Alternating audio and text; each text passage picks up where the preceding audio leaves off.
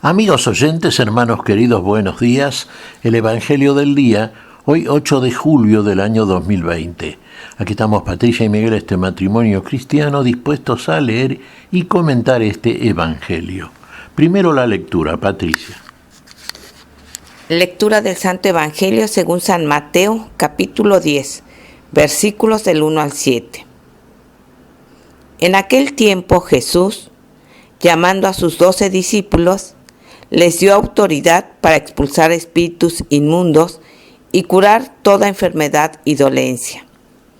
Estos son los nombres de los 12 apóstoles. El primero, Simón, llamado Pedro, y su hermano Andrés. Santiago, el Zebedeo, y su hermano Juan. Felipe y Bartolomé. Tomás y Mateo, el publicano. Santiago, el Alfeo, y Tadeo, Simón el celote y Judas Iscariote, el que lo entregó. A estos 12 los envió Jesús con estas instrucciones: no vayan a tierra de gentiles, ni entren en las ciudades de Samaria, sino vayan a las ovejas descarriadas de Israel. Vayan y proclamen que el reino de los cielos está cerca. Palabra del Señor. Te alabamos, Señor, gloria a nuestro Señor Jesucristo. Llega el tiempo en que Jesús,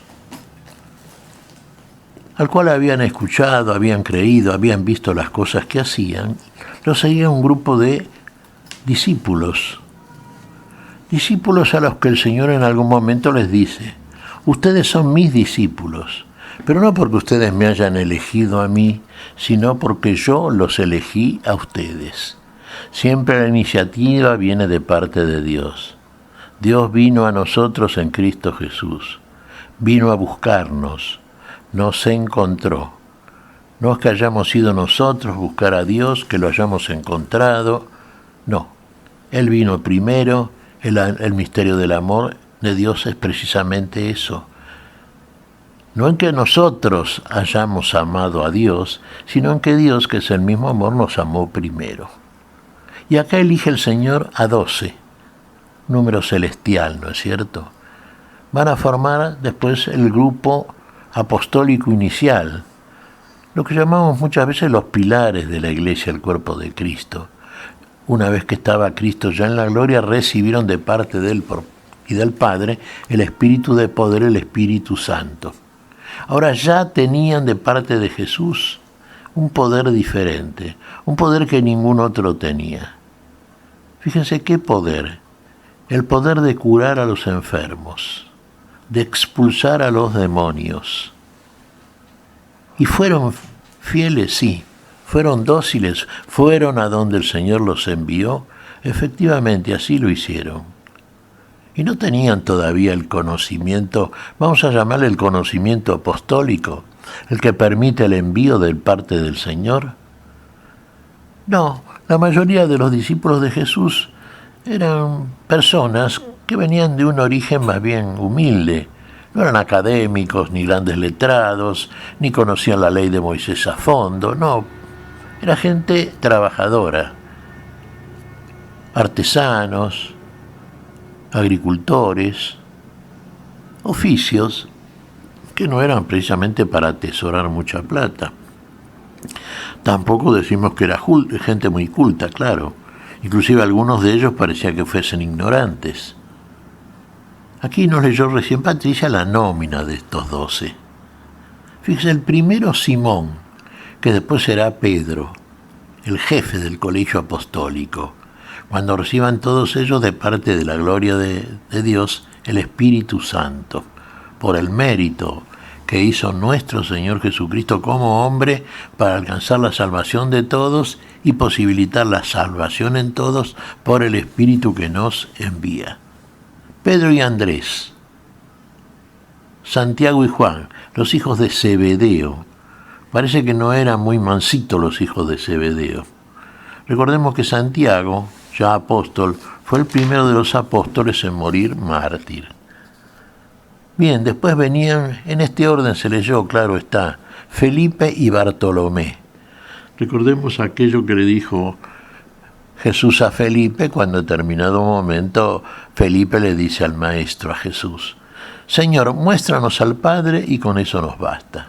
¿Cuál fue la respuesta de Jesús? Ya apuntaba lejos, muy lejos para ellos, claro está. ¿Cómo, Felipe? ¿Tanto tiempo hace que estoy con ustedes y aún no me habéis conocido? El que me ha visto a mí, el que me ha visto a mí, ha visto al Padre. Fíjese, ha visto al Padre. Ellos también fueron apóstoles. Tomás y Mateo el publicano. De Tomás se dice el gemelo, el mellizo. Sí, un poco el incrédulo, ¿no? Aquel que sostuvo una frase fruto de su falta de sabiduría, misterio de arriba, celestial. Quería ver para creer. Y el tema era creer primero para ver después. Reconoció al Señor resucitado, cuando éste le mostró claros signos de que había estado y muerto en cruz. Ahí está, ¿ve? Simón el cananeo era celote. Celotes eran patriotas que luchaban por la liberación de Israel, esclava prácticamente tributaria de Roma, y luchaban con las armas que disponían y frente a un poder que era absolutamente superior en ese terreno. Había celotes, los rebeldes que siempre fueron lamentablemente para Israel derrotados por las fuerzas romanas. El reino que trae el Señor y que está cerca en este tiempo es el reino de la paz. Es un reino diferente sobre el cual siempre hacemos el comentario. Es un reino que echa fuera todo tipo de armas, fuera los arcos y las flechas, fueran en este tiempo diríamos las armas bacteriológicas, las armas atómicas, no, nada que ver con todo eso.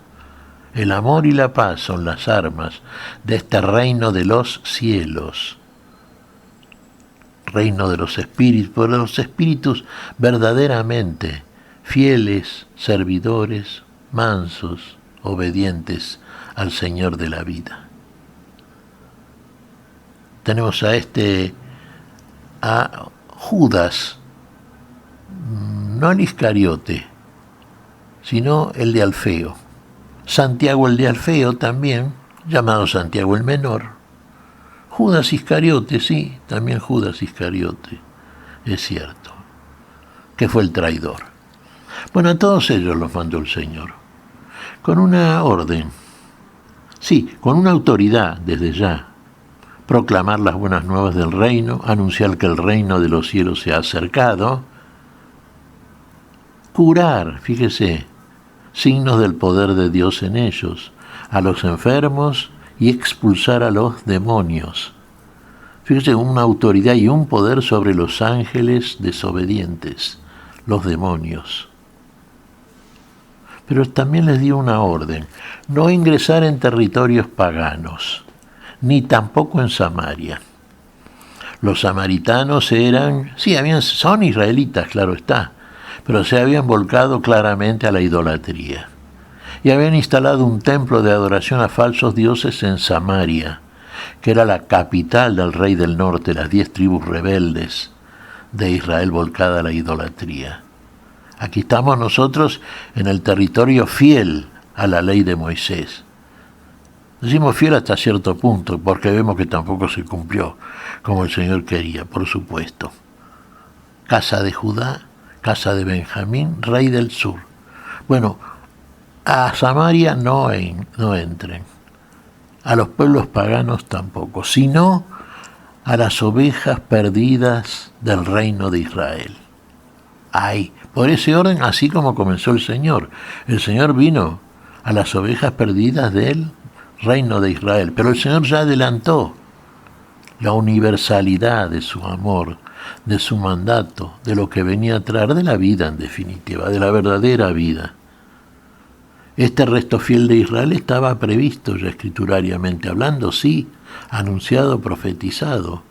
Es como si dijéramos, Dios tiene ya desde el principio separado a aquellos que son dignos de la participación en su reino para la plenitud de la vida. Primero a ellos, a los cuales primero se les formuló la promesa, pero sin desechar a todos los demás, que serían también receptores del mensaje de la vida. Y el Señor esto lo anticipó. Fíjese que el Señor hacía cosas que, claro, desde el punto de vista de la mala interpretación de la ley mosaica, estaba absolutamente prohibido. Los paganos, los pueblos extranjeros eran inmundos, impuros. Ni siquiera entrar en la casa de uno de ellos, ni siquiera conversar con ellos, mucho menos en la calle. Sin embargo, el Señor, fíjese, a todos aquellos apartados socialmente por lo que se consideraba en Israel indignidad, falta de mérito para ingresar en las promesas de la vida por parte de nuestro Dios, del Dios que lo creían aquellos israelitas, tipo los fariseos, por ejemplo, sectas importantes, saduceos, y ni que hablar de los sumos sacerdotes, aquellos que consideraban impuros, indignos de Dios. Sin embargo, el Señor hizo todo lo contrario. Fíjese con quién se contactó, a quiénes habló, a quiénes curó, a quiénes liberó de demonios el Señor. Fíjese su relación con adúlteras, con prostitutas, con publicanos, muy odiados por el pueblo de Israel, con leprosos, con todos los enfermos, aquellos que necesitaban verdaderamente una ayuda que no se les daba, una ayuda que no tenían para nada, muy por el contrario, eran marginados absolutamente, fuera del campamento primero cuando estaban en el desierto y fuera de la sociedad cuando ya estaban en posesión de la tierra prometida. El Señor no hizo, no discriminó. El Señor sabía que venía, ¿cómo no lo va a saber si Él mismo lo había ya desde el principio dicho por la Escritura? Venía a todos los pueblos del mundo. En su nombre serían bendecidos todos los pueblos del mundo. A todos ellos debía ir la palabra de nuestro Dios. Y como efectivamente a todos ellos fue. Pero para los discípulos de ese momento, la orden era esta.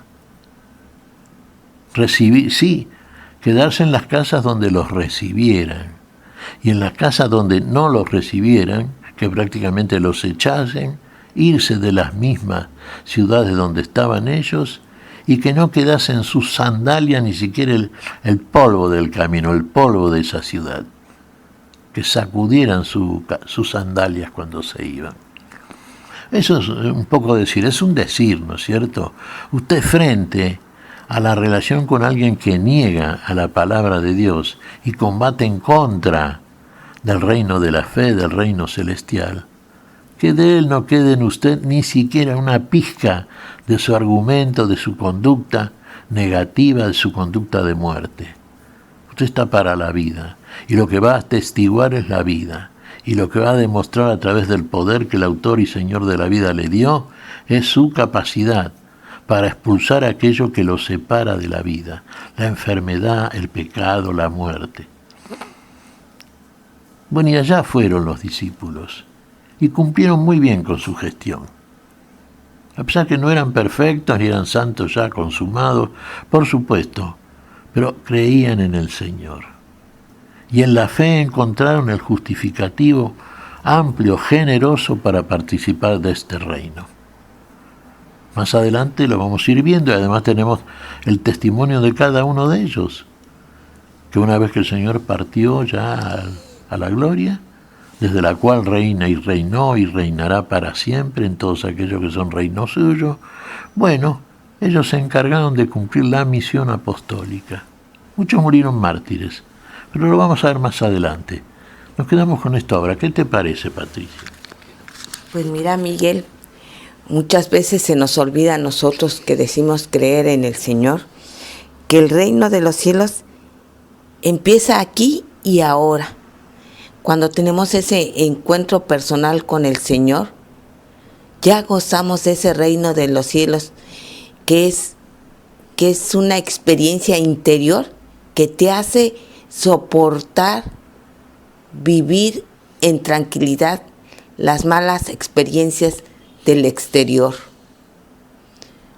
y vivir de otra manera aquello que el mundo llama triunfos y glorias, ¿sí? Estos 12 apóstoles llevaron ese mensaje de amor a los más necesitados. Y ellos veían, comprobaban cómo en el nombre del Señor Jesús eran expulsados. Y una cosa muy importante que también jamás tenemos que olvidar y que mencionas todos los días: la palabra es de Dios, la obra es de Dios. Nosotros somos, como decía San Francisco de Asís, somos instrumentos. Efectivamente, Patricia, somos instrumentos en manos del Señor, que Él hace todo en todos. Seamos buenos instrumentos, seamos buenas herramientas del gran Maestro, del que hace todo en todos, pero no, para nosotros, por nosotros, pero no sin nosotros. ¿Qué te parece si agradecemos al Señor? Muy bien, Miguel. Te damos gracias, Padre Celestial, en el nombre santo de nuestro Señor Jesucristo. Te damos gracias, Padre, te pedimos perdón por nuestras faltas. Señor, pedimos tu bendición para este día. Tu espíritu de trabajo, de servicio, tu espíritu de verdadera ayuda al necesitado. En tu nombre santo lo hacemos, Señor, por Jesucristo, Señor nuestro. Amén. Y amén.